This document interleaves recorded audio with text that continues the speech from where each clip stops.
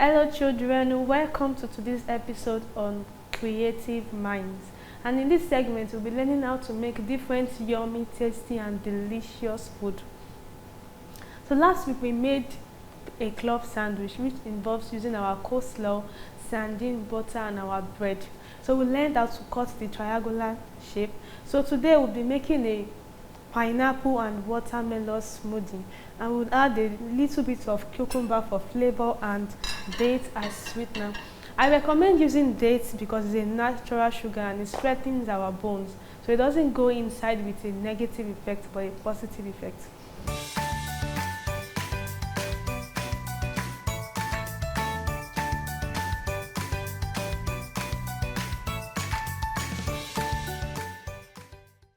So in making a watermelon and a pineapple smoothie, we'll be putting all our fruit in our blender. So we start by putting in the pineapple,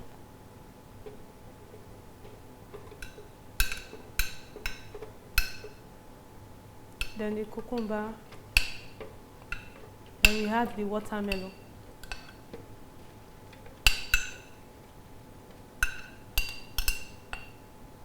So remember, we are not making use of milk because this is a smoothie.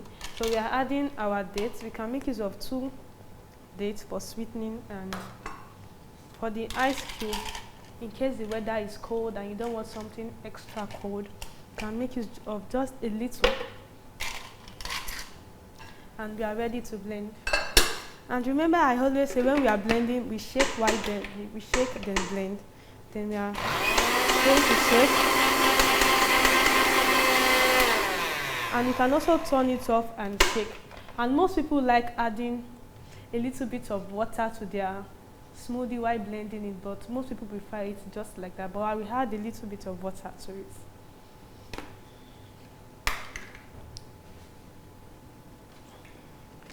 So I'm adding a little drop of water. Then I'm going to blend it.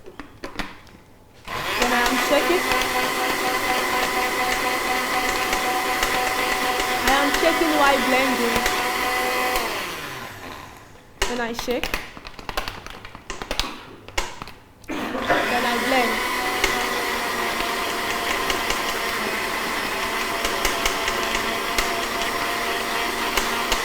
We are shaking and blending. We are almost there. Then we shake. Then we blend.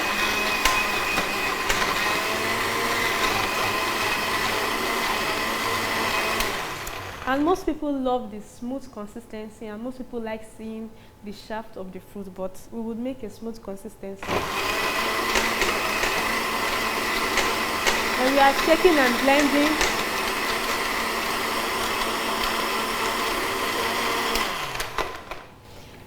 Our smoothie is ready, and we are getting to the interesting part, which is filling up our cups. So this is an adult size. A cup of this every morning, it's enough for breakfast. It fills you up pending the time of lunch and reduces your intake of junk food and calories. And it is very healthy to the body. So this is the children's size.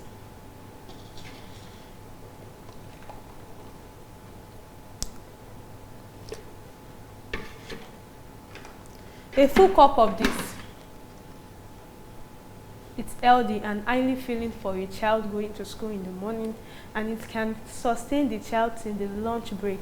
And it's healthy. We are having pineapple and we are also having watermelon.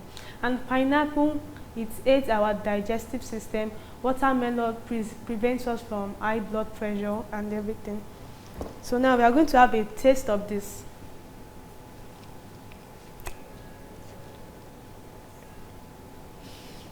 I can literally taste the watermelon, the pineapple, the cucumber and the dates. This is lovely, tasty and yummy. So children, make sure you tell your parents, you tell mommy, you tell daddy to get you the necessary ingredients to make this yummy juice at home, and give them to you as breakfast, most of the time as lunch, even dinner before sleeping. Thank you. Thanks for watching us. Join us on the next episode. Bye.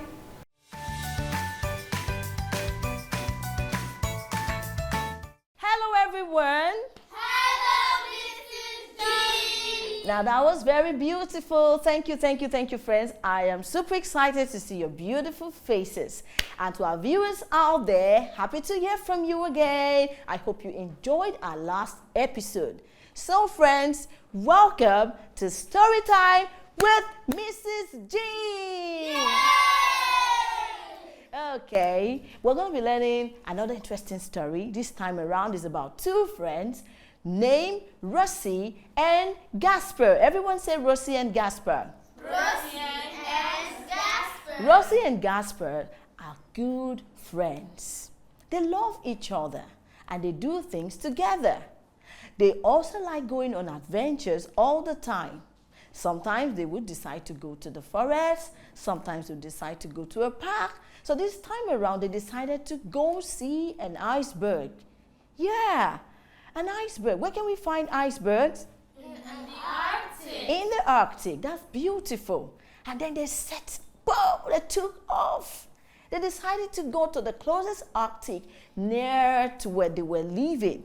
And when they got there, they were busy studying the places around them. Remember, Gasper and Rosie were penguins. They were what? Penguins. How many of you like penguins? I like penguins. Do you like penguins? Okay. Now, they were penguins. So while they were busy studying the place around, Rosie pretended to be the captain of the adventure. And so she go, land ahoy! No, she was the captain. And captains always give commands. Am I correct? And so she went again, land ahoy! Everybody, can I hear you make that noise like a captain? Land ahoy! Yes. While they were busy making fun and pretending to be captains and friends on an adventure, something happened. They heard a big sound. Boom! Can I hear you make that sound? Boom! Something bad has happened. Don't forget, the title of the story is The Runaway Iceberg. Now, the sound meant that a part of the iceberg where Gasper and Rosie were standing broke out. And then, when it broke out, they were just left all alone at the middle of the Arctic. And then the iceberg began to run. It ran miles far away. And then Gasper became so afraid. He was so scared. Gasper always gets scared at little things. But you see, Rosie, the captain, Rosie never gets scared at anything. So while the iceberg was busy running away, now let me ask you a question. What if it was you? What would you do? Would you be clapping your hands? Imagine, yes, what would you do? Jump on the ice. If you jump on the ice, you will fall into the Arctic and something bad might happen. What would you do? Would you be scared or you're going to be brave? Let's can I hear you. What would you do?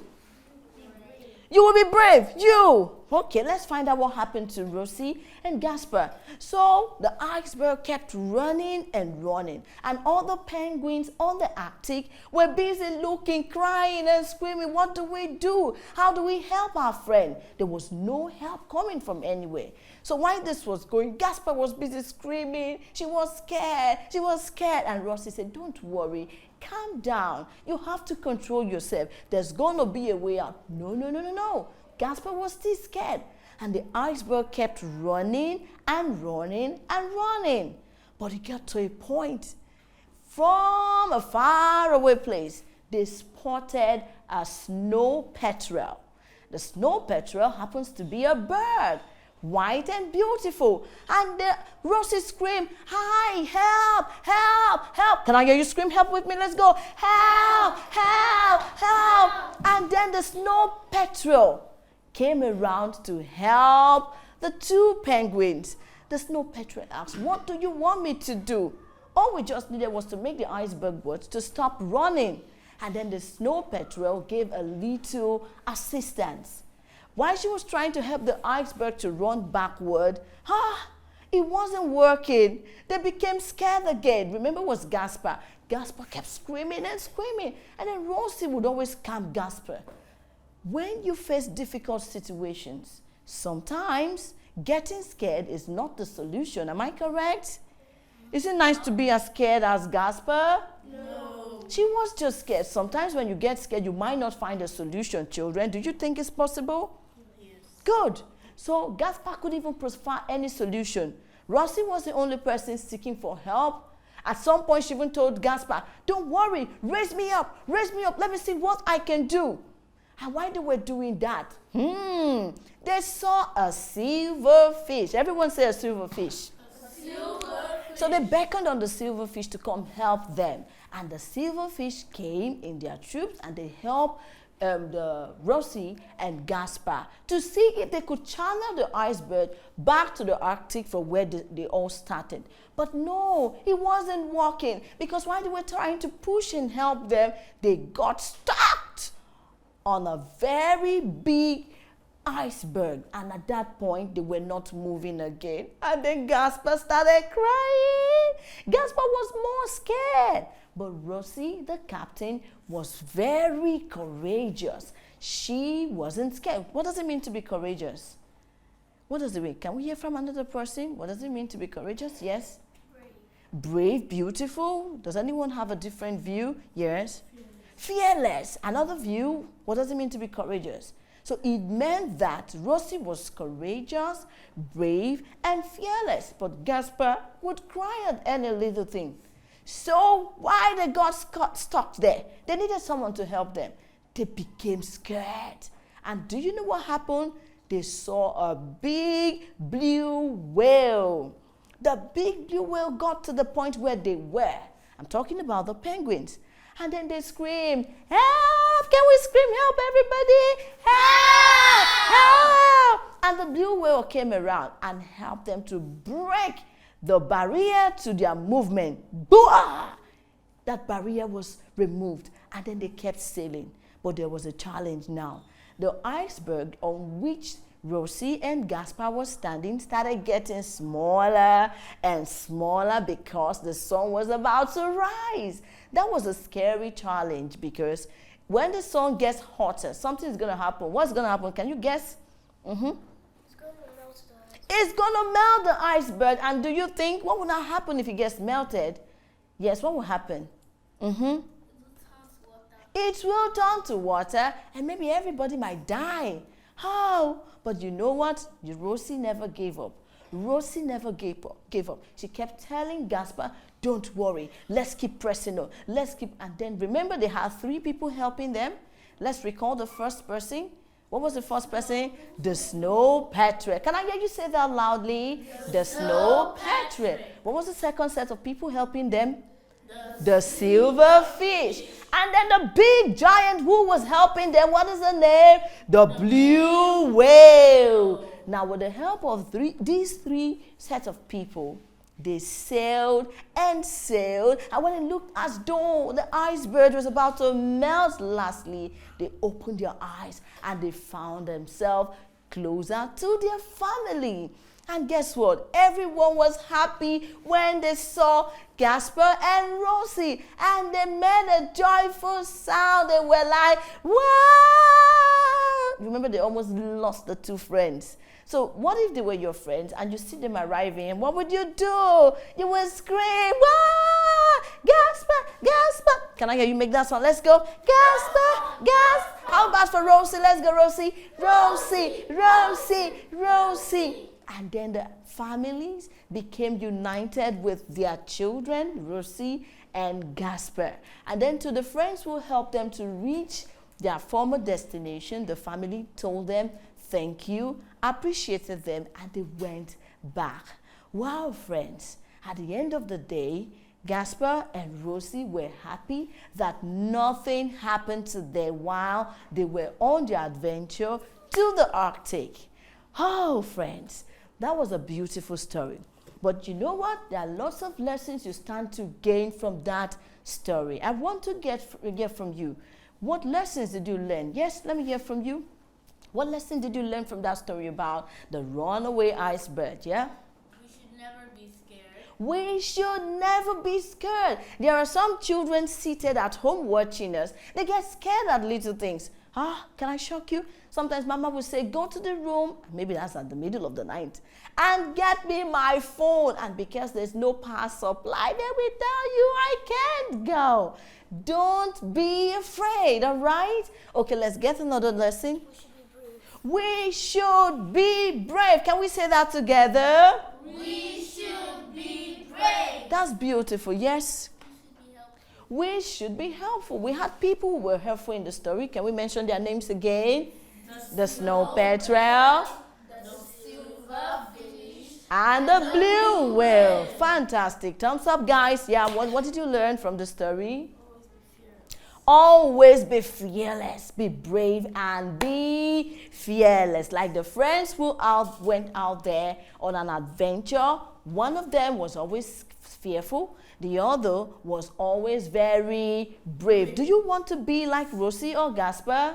Rosie. Rosie, all right. And to our viewers out there, dear children, I have one good advice to give to you today. And it is that you should be brave, courageous, and fearless. Is that okay, children? Yes. So you've learned something today. Can we say be brave, everybody? Be brave. Fearless.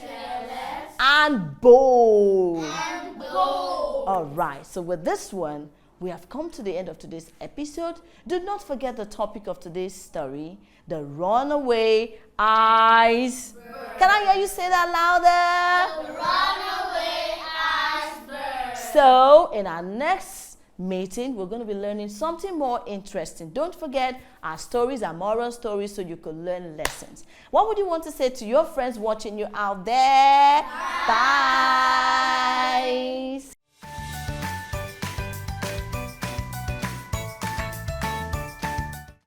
Hello, beautiful children. Welcome to Creative Minds. Are you as excited as I am? Today is another good day. Yes, and we're ready to have a good time. This is Miss Fash once more, taking you through your etiquette segment. Today's topic is a very emotional one. It's emotional because everybody needs this help. I also had to seek for this help a long time ago, and I'm going to share everything I got with you. Today we will be talking about how to manage your anger. Yes, managing anger is still a part of social etiquette, and that's one secret that everybody would need to put up their sleeves because you would need it at different times. Is it normal to get angry? Is it a sin to get angry? What should I do when I'm angry? Why do people always provoke me? My friends always get me angry. My brother always says something to get me angry. My mother doesn't know that when she says that, I get angry. Is being angry a part of life? Well, somehow I have just one answer to all the questions you might have in your mind. Yes, I think it's okay to get angry, but what do you do when you're angry? That's what we're talking about today, how to manage your anger. Because you can't stop people from saying a thing or the other to you, but you can check the way you respond to it. So I want to tell you how best to express yourself next time somebody, anybody gets you upset. So let's go right into today's class. So the first thing to do is to identify your triggers, identify your stressors. Some children tell me when people talk about my eyes, I just get on the edge. Some people say when other children remind me that I am slow, it makes me angry. Some people even tell me, Miss Fash, when people tell me I'm short, it gets me angry. Or I would put it in a very beautiful way. When people touch on your soft spots, that thing that you don't want anybody to see, and even if they see, you don't want to hear what they think about it. So identify your stressors and tell yourself, I'm fine. Remember, you are fearfully and wonderfully made. And even when you choose to worry, you cannot get taller by worrying. You can't get shorter by also worrying. So worrying will not help you to get over anger. Anxiety, what will people say? What if they don't like me? What if they say something I don't like? What if I stand in front of the crowd and they begin to hurl things at me? What if I go to my cousin's house for the first time and they don't like me? All of those anxious thoughts only help you to multiply your stressors, and they don't help. So you need to relax. Take a deep breath and relax. You really can never change anything by worrying about it. So you're better off when you relax. Am I okay with the way my fingers are? Maybe no, but what do I need to do? Relax. If you can hold on to your stressors, you won't get as angry as you have always done. So that's number one. Try to relax, even when somebody is stepping on your soft spot. Number two, take a chill pill. I told you to relax. Relaxing is different from taking a chill pill. Now you've got to take a relaxing action. You can respond to it, but don't respond to it in a way that will trigger your feelings. So if you say hurtful words, like if somebody says, I'll give you a good example. I teach children never to use the word shut up. I feel shut up is offensive, even when you want to ask somebody to keep quiet. Don't say things like shut up. So if someone says shut up to me, what should I do? When someone says shut up to you, just take a minute. Take a minute. That's where we say relax. Then take a chill pill. Stare at the person and just go away. Stare at the person, meaning I know you would have acted differently if you knew better, because not everybody has the privilege and the opportunity you have to have a poise coach talk to you about your anger. And it's so important because so many people have done things that they regret. Anger only takes 10 seconds to destroy what people have built in years. So in 10 seconds, you can make a huge difference. And that's why I said stare at the person. Don't stare at the person in disgust. Don't stare at the person with the impression of, I need to look for the right time to do it back to you. I need to be revengeful. Stare at the person and just say in your mind, I know if you knew better, you would have acted differently. Now, number three, whatever comes out of your mouth should not be a statement in anger. Because just like someone I respect so much said, anything you do in anger can never be right. Anything, even if it is with good reasons, whatever is done in anger, trust me, it can never be right. Anything you say when you're angry, you can never be right. So when you say, but he did it first, but he did it first, but he touched me first, but he did this, as long as you retaliate in anger, you can never be right. So the next thing that will come out of your mouth should be, I don't like what you said, or I will tell the teacher, or I will, you've got to do something about it by expressing yourself in a calm manner. Express yourself in a calm manner, because think about it, that if you express yourself the same way the person spoke to you, it might even lead to a physical fight and somebody will get hurt. So express yourself in a very calm manner. So expressing yourself in a calm manner means think before you act. So I always tell children to do this. I say stop, pause, and think. Let's try it together. Stop, pause, and think. Don't stop, pause, think before you act. Don't act before you think. And don't think before you pause. You've got to stop, then you pause, you think, and then you act. I want you to try it. Try it, and I'd like to know if it works for you. So one last time, stop, pause, think, and then you act. Have yourself a stress-free, anger-free evening. Thank you. Bye. Hello friends, my name is Eriku Abdul Martin. The title of my poem is Strange, is it not? A pin has a head, but has no head. A clock has a face, but no mouth there. Needles have eyes, but they cannot see. A heel has a foot, but has no knee. Watch has hands, but has no fingers. Foot have tongues, but are not singers. Rivers run, though they have no feet. And so have feet, but they cannot eat. Thank you.